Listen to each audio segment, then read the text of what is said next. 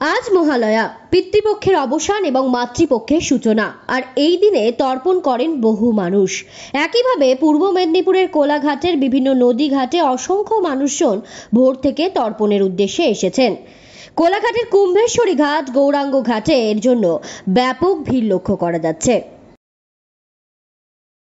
নদীতে পিতৃ তর্পণ করার জন্য আমরা এসেছি। পিতৃলোকের স্বর্গে যাতে যায় তার জন্য আমরা এই হিন্দু মতে আমরা আজকে মহালয়ার দিনে এটা করতে আবার বলুন নমো শরণং প্রমাতামহ বৃদ্ধ প্রমাতামহ পিতামহী প্রপিতামহী বৃদ্ধ প্রপিতামহী মাতামহী প্রমাতামহী। ভোর 4টে থেকে আরম্ভ করেছি তর্পণ।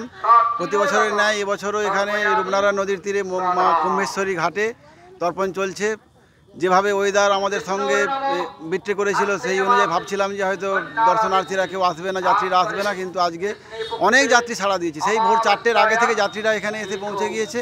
4টে থেকে আমরা তর্পণ এখানে আরম্ভ করেছি। এই পর্যন্ত বহু যাত্রী তর্পণ করে চলে গিয়েছে। এখনও তর্পণ চলছে, নদীতে দেখতে পাচ্ছেন।